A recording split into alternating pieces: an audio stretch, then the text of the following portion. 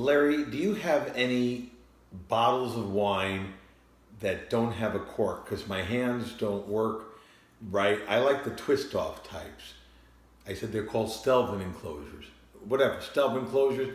I don't know. I just don't. I just like the twist off. A lot of people don't like the twist off. They think it's cheaper wine. I love the twist off. I hate cork. Yeah, me too. I just like to open it, but you like it for different reasons. You think it's easier to open. I like it because corks are problematic and but I can't open a bottle. So you have, which wines in the store, I don't care if they're good or bad, just which ones have a screw cap. Really? Seriously? Hi, I'm Larry Baker. Happy New Year again for the 100th time. I think this is the last time I'll say it. I am a certified level 2 sommelier with the Court of Master Sommeliers in South Florida, and here we are in the home apartment studio in Sunrise, Florida. 2020, why not? If I say wine's not for snobs, I think we have to start with the basics. There are contraptions that have gas cartridges. There are things that look like, I don't know, that they look like they're drilling for oil. You got these old contraptions. Everybody's seen one of these things. I mean, you screw this thing in here and you put into a cork, and then you hopefully grab something. Most of the time you're just drilling for oil, and then you're supposed to wing this thing up, a wingtip, and what is this? Cuckoo, cuckoo, cuckoo. It's just ridiculous. But yeah, I guess you could open a beer with this thing. That's kind of fun. So this is like $10 for this thing. What is all that? There's all kind of contraptions. Throw them all in the garbage, please. We're talking about opening a bottle of cork. I hate corks. I hope I never see a cork on a bottle of wine ever again. Right now, the current statistics is 2 out of every 12 bottles with a cork will be tainted. Not the wine will be tainted, well, it will be, but it's from a short supply, a very limited supply of good corks, and a lot of them are tainted with a bacteria called TCAs, and the bottle is corked. So when they open a bottle for you in a restaurant and give you a sample, the wine, they don't care whether you like it or not. You don't really know until it aerates for about an hour whether you like it or not. They're just looking for you to detect, in your opinion, whether there's any faults in the wine, any flaws in the wine. One of them, most popular, is cork taint. There are others, but a taint that gives off a smell of wet cardboard. And you're thinking about convenience. I'm thinking about, I hope I never see another cork, because to me, the Stelvin closure is about as foolproof as you can get a screw cap. But since, unfortunately, I hope the day comes one day soon where we don't have to ever deal with it, there are good bottles of wine, great bottles of wine that still come with corks, although it's getting limited and limited, less and less and less and less and less. I hope to one day live long enough to see a bottle of Chateau Lafite Rothschild or Chateau Latour or Chateau Margaux, or any of the first gross Bordeaux, or just even any Bordeaux from any chateau with a Stelvin closure instead of a cork. I may not, because people think the cork is romantic. I have people with wine collections where almost 33% of their collection have faulty corks, and they have to throw out all this money when they open the bottle 20 years after aging it, and it turns out to be a tainted cork. But at least let's learn how to properly open a bottle of wine. And all you need, you can get these for $2. I get them for free from wineries, but it's the same thing. It's called a double tap.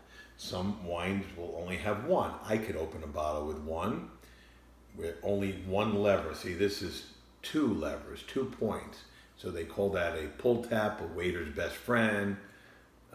I know restaurants I work in, any fine dining, they will not allow you to come with any contraptions or any kind of thing or fancy.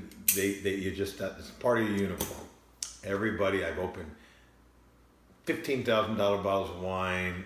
I've never used anything. Well, sometimes if it's an old Briley cork, we have a butler's corkscrew that goes inside, or an asso they call it, that little prong that on the side. But I'm talking for the average bottle of wine, that this is all we allow. A blade to cut the foil of the cap, 2 taps, because you're gonna not snap the cork with one cork. You do with one pull. You have a shot. If it was only one, you'd screw the corkscrew in. This is called the worm, and then you would snap it in halfway. This gives you 2 tries, so it builds the leverage here. And we're gonna actually just basically show you how to open a bottle. This bottle we're about to open, it could be one of the 2 out of 12. I might have a cork wine, so we'll test the proper method. Remember, this is all it's going to take. So, what do I have? Of course, it's something from Washington I'm going to drink tonight out of my own cellar, and I'm going to review it after so you can follow. The next post on the blog will be my review of this wine. This is the 2010. I bought a bunch of these where I work when they were on clearance sale. I still can't believe the price I paid for it. I think it was $5 a bottle. It was ridiculous. But Georgia Arts, so this is Nancy Riverberg, and we'll go more into reviews, and Tim Sorensen, partners at Fall Line Winery in Seattle, and their production has gone way down. They still got some back vintage. It's a very small production winery, and this is from the famous Arts Vineyard, and that I believe that's in Red Mountain. I'm pretty much sure Arts Vineyard is in Red Mountain, but I could be standing corrected. It doesn't have the appellation, it just says, it does say Red Mountain. I'm right again. Red Mountain. Yes, it is Red Mountain, one of the greatest sorts of Cabernet Sauvignon and grapes in the world. This is 39% Cabernet Franc, 39% Merlot, and 22% Cabernet Sauvignon from one of the best wines I've ever tasted in my life. 2010 from the single vineyard, the Arts Vineyard. Fall Line, 2010. Bounce Grape Depth. I sure miss selling this wine. We don't have it anymore where I work, and we never will probably again. But anyway, here's what we do. So, step number 1. If I was showing to the customer, I would say, the waiter's going to say 2010 Fall Line Vineyards Red Mountain Blend from Washington State. You'll approve the label. You want to check that. You want to check the cork. Also make sure that it's flat and not pumping out. You're just making sure that the bottle, you want to feel it, minus 56 degrees. Touch it to see if they're storing the wine at proper temperature. I'm feeling that it's chill. If it's not, please ask them to put it in a bucket of ice for a few minutes, because red wine needs to be slightly chilled. Not cold, but slightly chilled. We take our knife, our blade, okay? Well, you got to get good wrist for this, but first we're going to go both ways. We want to cut that capsule under, not the first lip, because there's still a chance that the wine could come, the second lip right here where that ridge of the glass bottle is. You could really just rip this off, but I'm showing you how to open the proper way in a restaurant. So I'm going to start from the back end with my knife, pressing upwards for the blade. I'm going to go around, make a couple circles that way. See, that way, just to make a cut in the foil. Backward. Then I'm going to twist it the other way where the blade is facing towards me, and I'm going to go around as big as I can so I can make a complete circle around the blade like that, and do it again. At this point, the foil should be perfectly cut, and you should be able to lift up a capsule in one piece. Like that. Little capsule. So far, so good, right? This is not rocket science.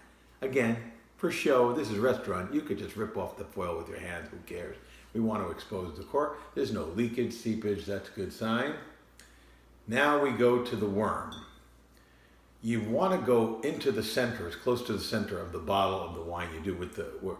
But if you put it right in the center, when you turn it to stick, you might slide. So what I do is I usually hold the bottle like this, and I turn my hand counterclockwise towards like 10 o'clock or 9 o'clock, so that the point, which is very sharp, of the worm, if I come a little off center when I apply pressure and turn towards noon or 1 o'clock, the cork will usually wind up right there in the center of the bottle.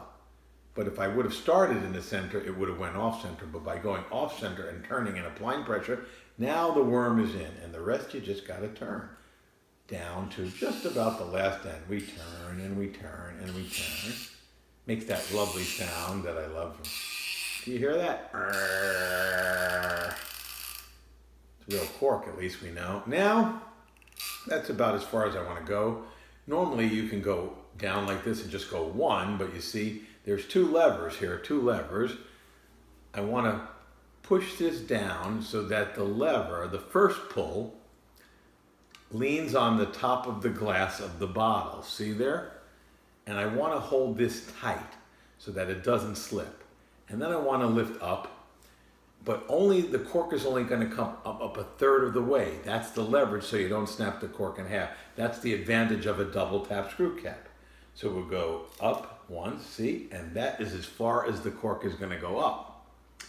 That's perfect because it's not going to break the cork. Now I'm going to go down again, and notice the second lever is now going to be the lever that is right on the bottle. See, it's on the second lever. So now again, I hold tight, but it's not on the first one because we lifted the cork up partially. And then we go up again, and this will remove the rest of the cork. You don't want to make a popping sound, so I'll show you what we do. We come up like that. See that? That's all the way up. And then I grab the cork and the corkscrew and I wiggle so that I'm a little professional and I don't make stupid popping noises, and the cork comes out just perfectly. See? No noises. Now in restaurants we do, but you could do it, but I usually hold the bottle and the cork because we don't touch the table, and I unscrew so that I could present the cork to the customer for inspection. I'm not a big believer. A lot of people, there's an argument on there, you should smell corks. I don't, but you really want to look at the cork if it's wet, which means it was stored properly on its side, which it is. It's still damp, nice and red.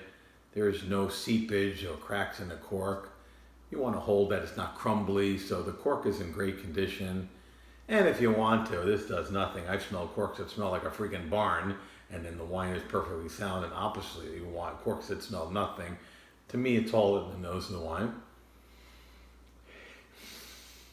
I don't know. Stupidest thing I've ever seen is smelling corks. I know people think you should do it. There's sommeliers that argue with that. I don't.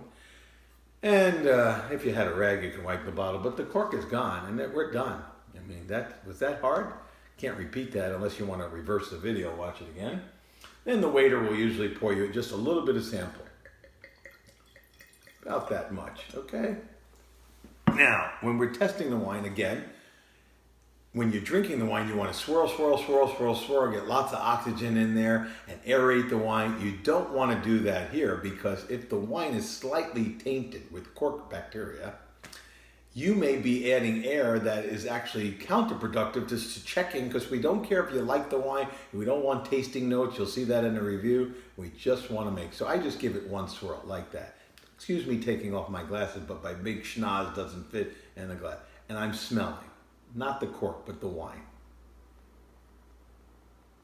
It's all I smell is beautiful fruit. I don't smell any signs of oxidation, certainly no cork taint, thank God, because that's my last bottle. If this was even slightly cork tainted, I wouldn't smell the fruit. It mutes the fruit. You wouldn't get any fruit at all on a New World wine. It would be, and you would definitely get that wet cardboard, musty odor that it signifies probably. There are other smells that are false in the wine, but we're talking just about a cork. That's what they're testing for you. They want you to say, yes, the wine is sound, not, I love it. Hey, Shirley, you want to taste it? Everybody, is it good, honey? Don't do any of that. You look foolish in a restaurant. Please just smell it, and then don't even taste it. You can taste it, but I never do. I just smell. As all I smell is fruit. I smell some dark chocolate notes, but nothing that is false in the wine. The wine is not stewed. It's not reduction or oxidized in any way, which usually smells like Madeira, Marsala, wine. The wine is perfectly sound, and then you could take a sip, and they don't care if you like it, but they expect you to take a sip, so you could. Usually I just say pour. It's good. You can pour everywhere, because I'm not going to enjoy this wine for another hour.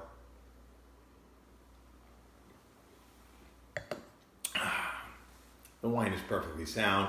It needs about another hour of breathing, as I said, but there is definitely no faults in the wine, and that's it. That's how you do it. So for further information, stop being afraid. Stop buying these kind of contraptions and these explosions with cartridges, things exploding, and Houdini things, or whatever they call them, these big giant rabbit things. I don't know. They got ears. They got big giant things that pull out corks. It's $2.99. This never fails. It never fails. It's so easy. Just practice it. What is this going to do you? Maybe, I don't know, I think maybe I could drill for oil with this outside in Texas. Further information, contact me on my website. We could even practice. Come by and see me. Come We can get together. We can practice opening bottles and closing them until you get it right. But once you do, you'll never be afraid of the cork, even though I hope once again, for not convenience purposes for sound wine, I hope I never see another cork. But this is all you need. A pull tab, 2 levers. They're called pull tabs. Waiter's best friend. Not the one with only one tap, because you could snap the cork by opening just that partial amount, and then the second half, you're not going to break the cork. This is $2.99 at most wine stores, maybe less on Amazon. It's all you need. It's that simple. How long did that take to open a bottle of wine? Never makes a failure, even a rookie. And you can contact me on my website. We could do that, and you know how to do that, and by just putting your information in. And just remember, starting 2020, certainly if I'm doing this kind of video, it holds true. Wine is not for snobs. It's for everyday people like you and me. And regular people, can learn how to use the corkscrew. Stop being afraid of the cork. Cheers.